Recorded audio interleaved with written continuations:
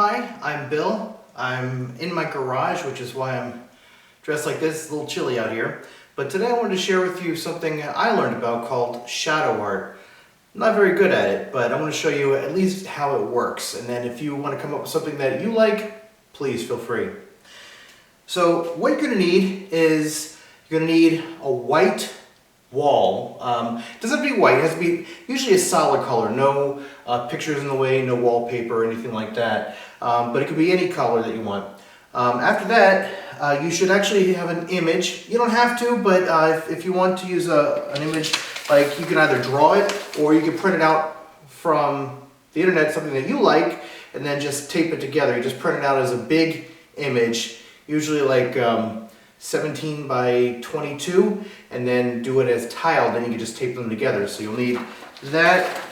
You'll also need tape to tape them together, and also to tape it on the wall. You'll need a light source right here. This is the light source I've been using. It's fine. A single light source is better than multiple because multiple will create different kinds of shadows. And then you just need a whole bunch of junk. As you can see here, I've got all kinds of junk, from a roller skate to a soda bottle to just a piece of driftwood or whatever kind of wood that is. I've got toys and anything you want to create. You're just going to actually build on the wall or build a shadow on the wall, and you're going to try and get it to take the shape of what you created. So I'll start by putting this on the wall. You want to actually have a table in front of you, in front of your light source, that's going to be about the same height as your creation. So you want to keep your creation as low to the table as possible. There we go. And then you can start turning on your light source. So hopefully this will give you a better image of what we're doing. I've actually turned off the overhead light so we can kind of focus on just the light that's being presented here. Now whatever you decide to do, you want to try and fill in this space with shadow. So use different kinds of objects to kind of fill in that space. You want to keep it as tight as possible, and then try and find something else that's going to fill that space. Now I haven't had much luck with this, but as you can see, I try to fill in that space.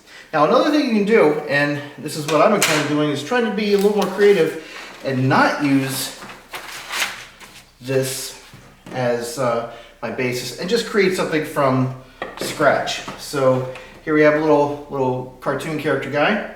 I'll put him on there and see if I can put something on there like a little hat. Oh, that didn't work.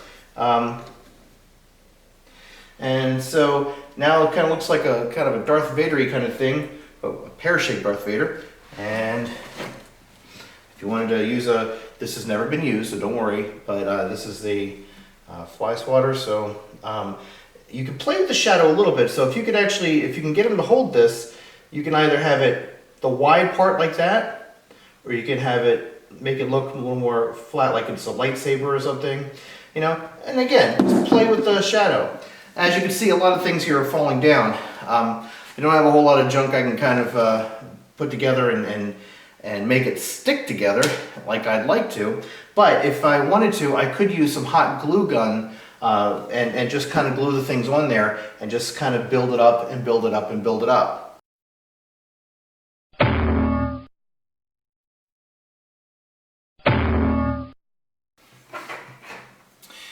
Well, that didn't work as well as I would have liked it to have worked, but what you can do is just kind of practice, and you can use an image that you've drawn or that you can print out and put on the wall and use that as your basis for the art.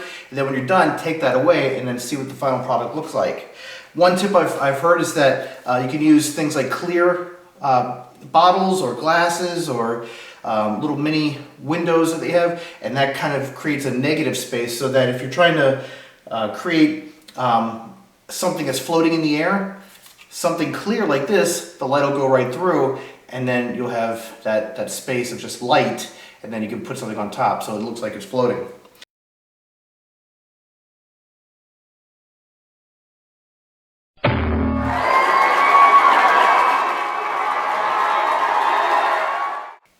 What I'd really like to see is what kind of art you've done. If you've successfully created some shadow art, some shadow sculpture as it's also called, send it to us at the email address you see below, and we'll see if we can get that online and share it with everyone else.